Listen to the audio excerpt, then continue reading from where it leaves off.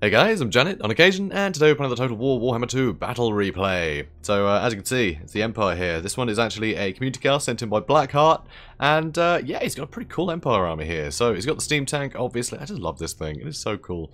It's nice that it seems to actually perform alright these days. It used to be a bit crap, but with the anti-infantry bonus, it's not bad. It's not bad. So anyway, here you can see Free Company Militia. I tend to bring them quite a lot against Beastmen, but I tend to have them in the back line and just rely on sort of spears for the melee defense to hold things back. They can actually get a lot of damage into things like Minotaurs, which is really nice. Big heavy hitters they can do a lot of damage to. And Centaurs, they've got sod all armor. So again, Free Company, really good there. Also, they are a bit better in melee than, say, the handgunners. So if we see 27 and 28... Sorry, not 27, 28. It's 29 and 27 compared to 16 and 17. I mean, it's pretty awful. These guys are going to melt very quickly. But of course, these are armor piercing. So these will be able to shoot more vital targets. Things like a Gorbull, maybe. Very handy for killing them. But I don't really think you need to rely on too much AP in your back line. I think the handgun is just asking to be murdered. But they can definitely pack a punch. So there is that. So here, Grey Wizard, I've been told this was an absolute mistake. He didn't mean to bring a Grey Wizard. So we'll just ignore him, I guess. Well, you know, I'm sure he gets attacked at some point and tries to fight it. But this was a mistake. This is not part of his build. So I guess pretend it's not here. Yeah, sure. Also, some great swords in the front line. A couple of great swords obviously will cleave through a lot of infantry. They'll do very well, provided they're not killed to bits by Centaurs with throwing axes. But of course, they're in the middle of the formation, and there's plenty of other stuff to keep Centaurs away, so they should be safe enough. Bestigors will be a problem, but hopefully with some support, you know, with the armor-piercing bullets right behind, hopefully that stuff can get hurt before it can actually get in and wipe these guys out. Also, you can see an Archlector. Rarely see an Archlector, but he's here for all his buffs. He'll try and keep his lines, you know, much more sturdy, and of course when you've got this sort of army all, you know, confined, holding this hill, the buffs are going to reach a lot of targets, so a lot of people are going to see the benefit, which is pretty cool.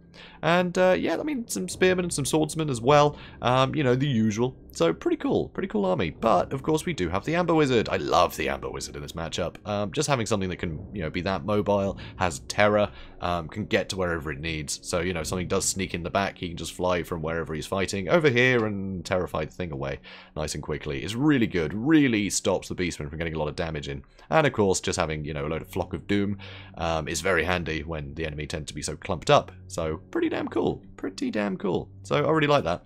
So his opponent here, you can see he's got some Centaurs with great weapons, good AP, very nice. Also Centaurs with throwing axes, AP missiles, but not AP in melee really. But anyway, still AP missiles, very handy. He's got some Chaos Warhounds and poison. He's got the same stuff on the other side as well. So Centaurs, and I think there's another unit hounds. Oh, it's in here apparently. So Chaos Warhounds there, and wow, there, a lot of Chaos Warhounds knocking around.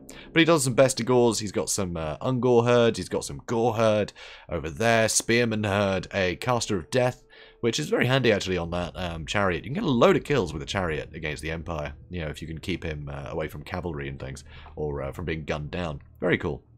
So again, more spearmen around the place. So pretty standard affair. Morga's leading. So Morga, I think, is great. I think he's really good in this matchup. That regeneration just keeps him going for a long time. It is a bit frightening. He can get a lot of work done. With that poison, he can really help fight enemy heroes, especially when they're not great duelists. The Archlector, not a huge duelist. He's definitely more of a support lord, even though he's, you know, a melee character, which seems a bit misleading. But no, it's his buffs. That's why you want him. His buffs are fantastic. So here, huge amount of damage on the Centaurs with great weapons early, which is a real boon. I think he must have thought that these were Free Company as well as these guys, so he wasn't expecting the range. So that's a real pity. So some damage into the Gore Herds now. You can see the Warhounds have tried to get in the back, but they're getting terrified straight away. Straight away they get terrified. That's the strength of the Amber Wizard, being able to just come in and attack that stuff. Big weapon strength, does damage very quickly, and then it terrifies. Obviously, if he gets surrounded and bogged down by anything elite, he will get torn to shreds. He's only got 50 armor. He's not the best melee character, but he's great utility running around. So here you can see the buffs are being procced, which is pretty great. Free Company here fighting Hounds and Ungor Herd, so nothing too major. And here the Bestigors are coming in as well, so that's pretty scary. Morga as well. So all that armor piercing is really going to help kill that steam tank off, so you don't want that. Handgunners now firing to the sides of these guys, massive help. And here's a big old Fate of Buna that is going to do wonders to the greatswords. It is going to just completely murder them. This is really bad for these greatswords. That could punch a real a real hole in the line, which it looks like these Ungor Spearmen are taking advantage of. These guys are running straight through to get on top of these handgunners. These handgunners are doing too much damage, so you need to deny them the ability to do that. Over here, Shadow Wizard is trying to plug this gap, but this isn't great. These Spearmen need to pull back immediately. Nice Flock of Dooms can do fairly good damage to these two, help whittle them down. But yeah, the Spearmen need to back off and get into this fight. It really, really needs to. Also here, the Ungor eventually going to get through the handgunners, so this stuff needs to be helped, because that's a lot of DPS getting eaten, basically. So, Free Company getting a bit bullied again. Here, now this is perfect for the Beastmen. So, really nice AP missiles here being thrown point blank into that steam tank. They're barely going to miss a shot against this guy, so they're going to get the maximum amount of damage possible, which is pretty damn cool. So, but of course, you know, Spearmen, they've also got the anti-large bonus, and with the steam tank only having, what's it, 10 melee defense? Even the cheap spears are going to get some good damage in. But they do get terrified, of course, because the steam tank causes terror, as well as the Amber Wizard. So the Amber Wizard over here somewhere, where is he? Where's he gone? Is he in here now? There he is, there's the Amber Wizard. And the steam tank, you can put terror in a lot of places. An awful lot of places. But the handgunners do really seem to be getting overwhelmed here and killed, which is a real shame. But it looks like the Spearmen went. Where did they go? Did they get routed off? Anyway. Yeah, it looks like they did. So yeah, the Swordsman went to go back him up. So here, another Flock of Doom.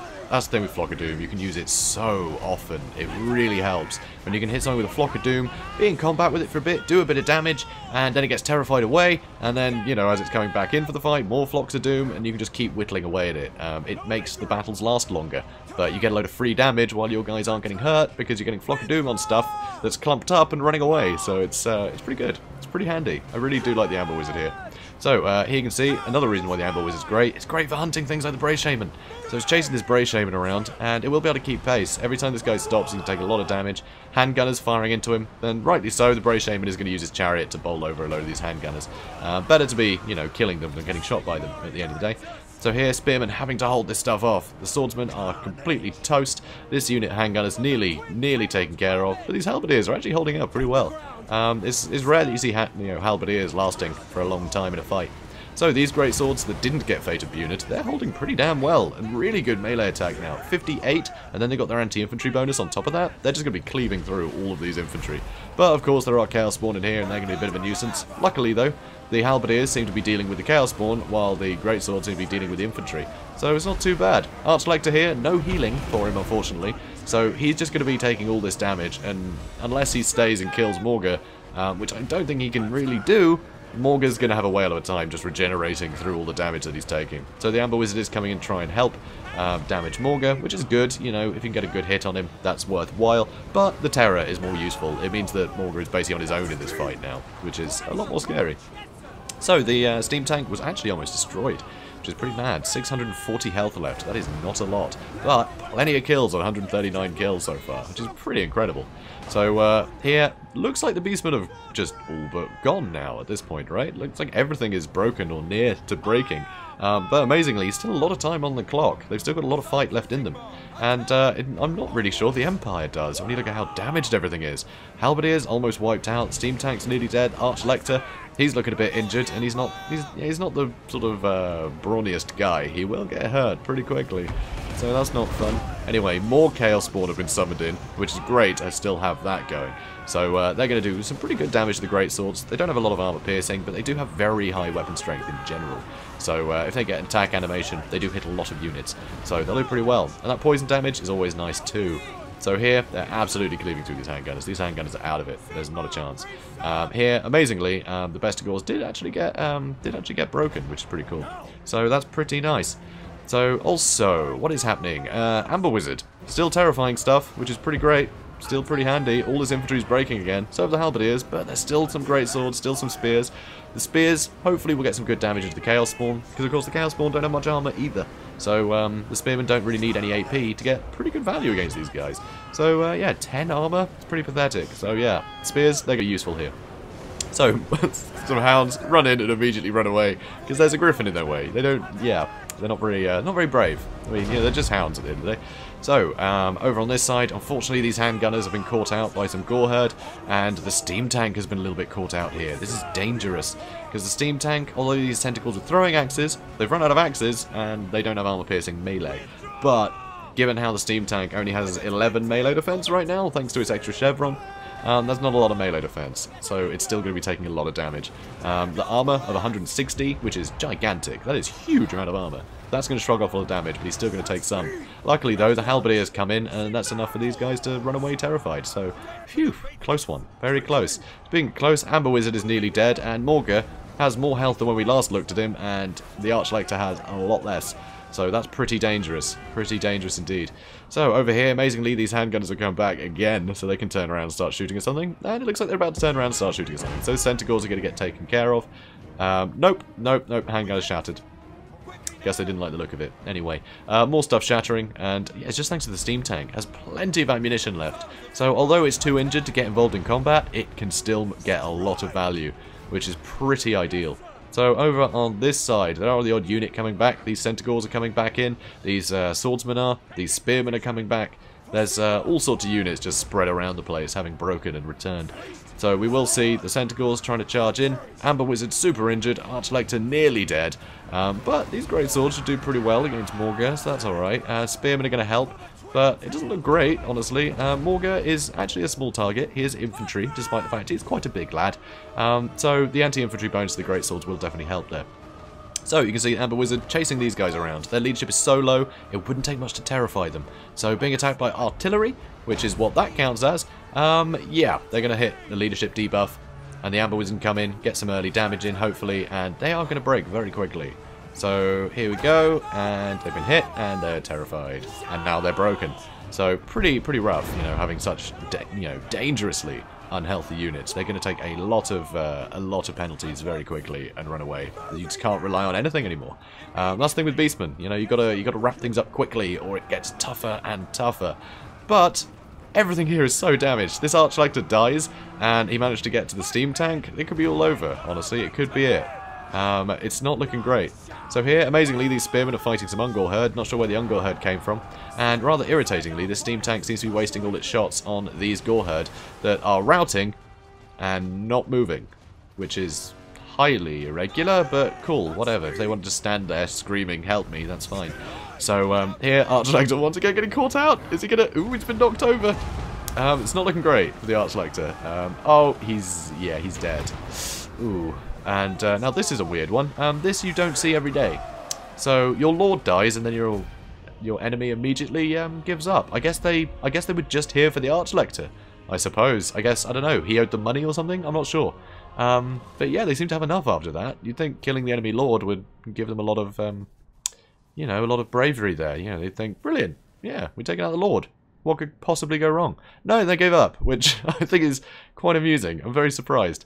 But yeah, crazy. Absolutely crazy performance here. 196 kills from the steam tank. Just constantly useful. Having such a tight formation. That steam gun is going to hit stuff. The actual cannon is going to hit stuff. If it's in melee, you know, it's still going to have the steam guns firing and getting some good damage into the blobs of infantry. You know, blobs of fairly, you know, unarmored infantry for a lot of the time. It's going to get some really good work done, provided it doesn't get killed by throwing axes, which it nearly did. He was very lucky to get out the fight when he did, and he did point out that this grey wizard, it should have been a life mage, which, yeah, that would have been handy. Just, you know, even a single regrowth on, you know, either the Archlector or the steam tank, and this would have been far easier for him. But no, he had them just hanging on by a thread. So yeah, pretty crazy. But yeah, this is a great fight. I think both armies pretty damn good. I think having the Free Company in the front line, I think you save yourself some money, go a bit wider, bring a few more spearmen, so you can guard, you know, the Free Company that are in the back, because they're still going to get good work done. But, you know, there is an argument to be made that you kind of want the handgunners to be able to get some genuine armor piercing in case there's a lot of Bestigors, because Bestigors are definitely frightening in this matchup. One thing, though, is without any cavalry, I mean, the steam tank could help, but I think Cygor spam could really be the death of this army. In order to get all the benefit from the buffs, in order to get the enemy to clump up a lot, in order to get, you know, the best flocks of doom, you need to have a tight formation. And unfortunately, with having tight formations, is any Cygor rock landing on anything is going to get like 20 kills at least, which is brutal, you know. So that is definitely a weakness here. But the steam tank can, you know, can knock a Cygor down, but you don't really want him to be having to do that the entire battle. I mean, yeah, the Amber Wizard might be able to go deal with it, but that's just kind of asking for the Amber Wizard to be hunted down by Centaurs. So it's rough, it's difficult. I don't know if this is the most balanced thing, but here it worked brilliantly. It was really interesting. He was able to counter what his opponent brought. Really pitched battle, really close. And yeah, all round good times. Yeah, if you can call, you know, a horrific battle where almost everybody dies good times. But knowing this channel, yeah, probably. We probably can. So guys, if you enjoyed this, please do comment, like, and subscribe, and I will see you in the next one. Have a good day, guys.